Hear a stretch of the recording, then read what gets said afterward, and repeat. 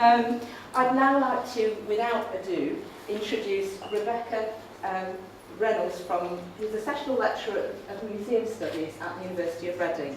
And we've been working at UCL quite closely with Rebecca on a series of object-based e-learning resources. And so Rebecca's going to talk about OBL4HE, which is one of these acronyms that has helped to get us some funding. Yes, definitely. So,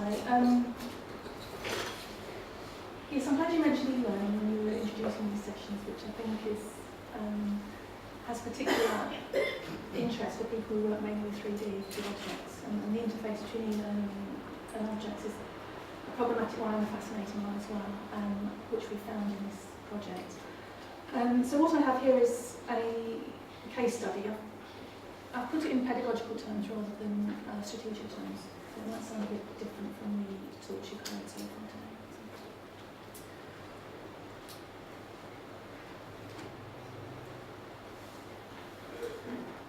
Okay, so I'm Rebecca Reynolds. As Sally says, I'm a sessional lecturer in museum studies at Reading University.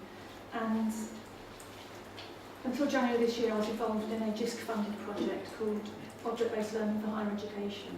And I was the Open Educational Resource Coordinator for that, which meant in practice, well, it involved researching, developing and evaluating online educational resources using the university's collections. For those of you that don't know the Museum of English Rural Life, it's a Reading University museum just off campus, which has been collecting and displaying artefacts related to rural life since 1951. And it's run optional museum studies modules, some of which I've been teaching since 2006, and it's about to launch a Museum Studies Joint Honours BA next academic year, and the resources developed as part of the project were meant for that. Okay, so here's an outline of the project.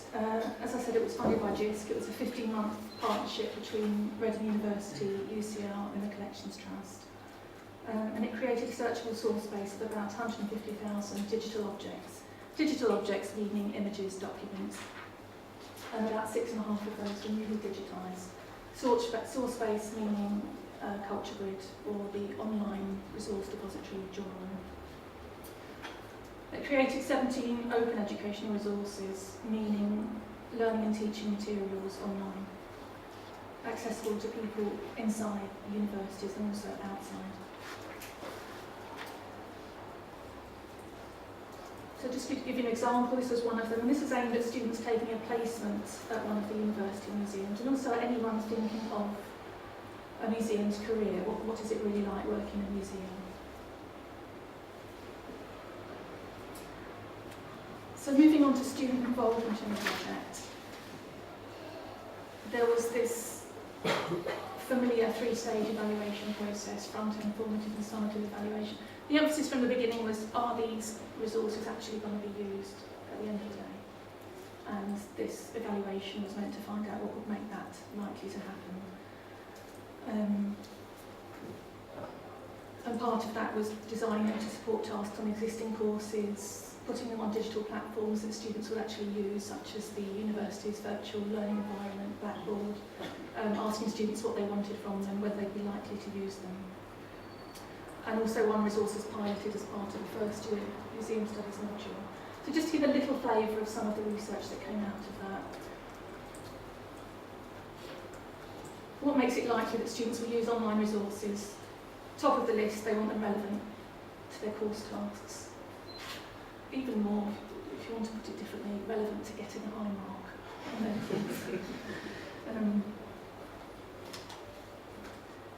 Not unrelated to fees, of course. And then, what happened when students actually used it during the course? This is another piece, probably the most interesting piece of research that came out of it. There were 18 students. They were told for that week not to come to a live lecture, to go and listen to it online instead. Usually a tutor gives a lecture in a museum. Okay, don't go to the museum this time. Do it in your own time at home. Come back, which do you prefer, online, live lecture, or both? Any guesses how many students out of 18 prefer the online version? 6.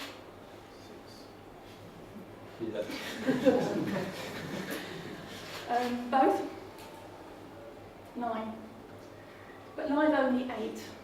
Now that's quite a surprisingly high number. So small sample, but it was something we were able to do as part of the project, and that also was interesting for the wider university as well. Just a few reasons for this. Mainly to do with lectures being interactive and being in a room with other people and being in a museum. 2 students did mention fees as well. Only 2 though out of 18. What's the point of paying money every year if you're just going to sit on a computer? So I just picked out very few lessons that came out of it. Involve students informally as much as possible. If you've got the luxury and the funding for a rigorous evaluation process, which we did, that's great, but don't be afraid to pull students in off corridors and say, look, can you just try out this resource here? And this for me as a teacher is something I'm questioning. Don't ignore instinct, tacit knowledge and experience when you're carrying out more rigorous research. Don't think that somehow the rigorous research replaces this knowledge that you've built up over many years, because it doesn't. I'd see it more as an interplay, really. And are there research findings, resources, or other results which can have value beyond the museum? For example, in learning and teaching more generally. Such as this, I mean, that's not really, it only involves the museum tangentially, but it's got usefulness to learning and teaching centres in the university. Learning and teaching more generally, or in the digital world. If I put it strategically, I'd say it's a chance for the museum to raise its profile within the university. If I'm to put it pedagogically, I'd say it's a chance for the museum to affect students' education and bring more widely throughout the university the special kinds of learning that museums have.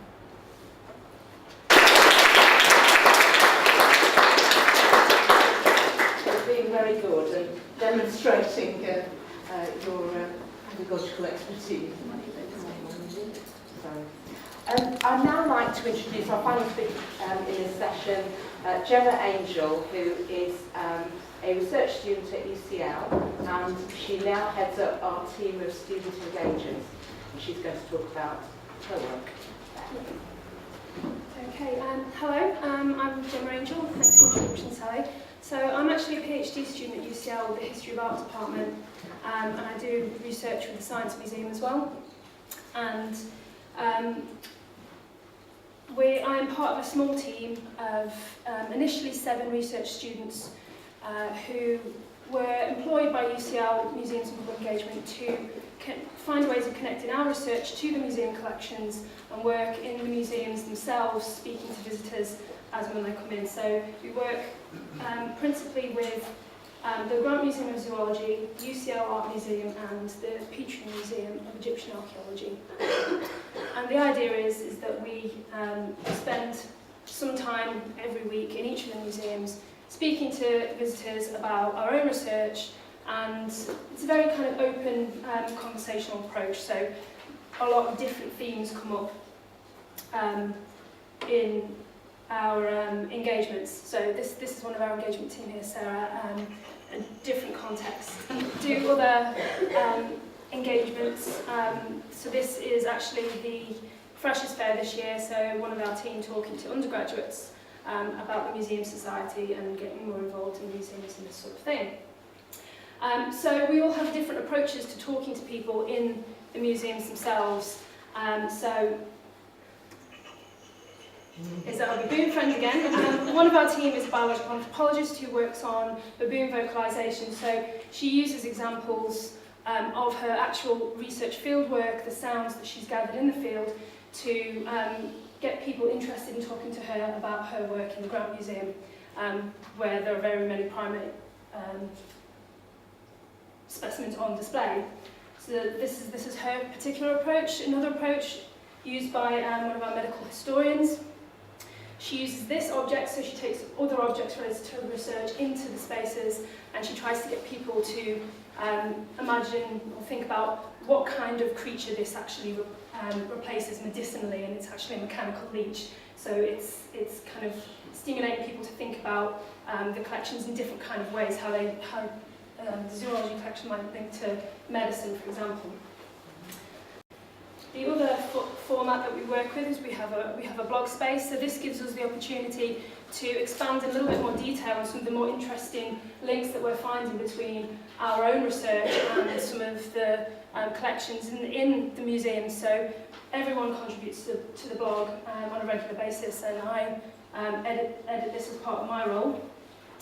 And the other major project we've been working on recently is group curating a cross-collections exhibition. So we started the project about a year ago, and we've just got to the point now where we're very familiar with the collections. We're starting to expand beyond the 3 main museums to also work with UCL pathology collections, some of the objects in the Institute of Archaeology, some of the teaching collections in science, and this sort of thing as well. So we've each teamed up into groups of 2, and we've curated a case each and found different links between our own research as well as objects which broadly fit this overarching theme that we have of foreign bodies for our exhibition. So that opens next Friday if any of you are at UCL and would like to attend. As well as the main display in the North Cloisters, we are also putting together a trail map around all of the museums, so that the objects which can't come out of the museum context can still very much be part of the experience. So just to give you some idea of the connections made between objects in different parts of the collections, these are some of the things I've looked at that relate to my own research on the history of preservation of tattoos and European tattooing. And so this is an example. This is the proof of our trail map. And we've got a list of top 10 objects on there, and the map to lead people around the collections. So we also started a few months ago recording data for our conversations in the museums for evaluation purposes. So the next few slides give you a kind of extract from our evaluation data that we've collated so far. So this shows the age range of visitors we've spoken to, which is estimated by us rather than asked for specifically, and all the data shown are frequencies. So this shows the type of visitors we're speaking to, mostly tourists, and also what was actually quite unexpected was more undergraduates and postgraduate students. We very much thought that the museums were a good resource for postgraduate students like ourselves, but actually undergraduates are coming in and making use of the spaces. The other category includes students from other universities, other professionals such as artists, photographers, and also, interestingly, quite a few visits from staff from other museums looking for ideas. And this slide shows the types of conversations covered. Often a lot is covered in one conversation, but we thought that it was a good sign generally that the number of conversations that cover research topics is quite high. And the other category is very diverse. I'll just mention some more about that briefly in a minute. And as far as the duration of conversation goes, the range is quite high, from about 1 minute to 120 minutes. So long this conversation. So a 1 minute conversation might just be greeting visitors or doing some basic visitor services questions, but the average duration is about 14.5 minutes, which reflects the fact that the majority of visitors approached are quite happy to talk for a while. So to give you an example of the longest conversation, the 120-minute engagement, this conversation covered captive animals, dissection, being arrested for photography in London, terrorism, over-policing, eugenics, Bolton, birth and hair at Liston, potential split of the EU, state schools, university, the Art Museum, how awful the law firm, Clifford Chances, and homosexuality and oral sex in primates. So fairly broad, and this conversation that took place in the Grant Museum. It's a very stimulating environment. And the shortest, a different example of a conversation, we had a genetics MA student from Mexico who was visiting his brother at UCL, and he hadn't been to the Petrie. We told her to visit, and she was interested in doing a PhD, so we were able to spend some conversation time talking about research, life, and life in general at UCL, which was quite nice. Gemma. Yes. Okay, spinning on. So this is, again, the kind of reaction that we get sometimes in conversations. Felicity, one of our team here, discussing the walrus baculum male penis bone. I'm not sure what that was. And yeah, there we go. That's me.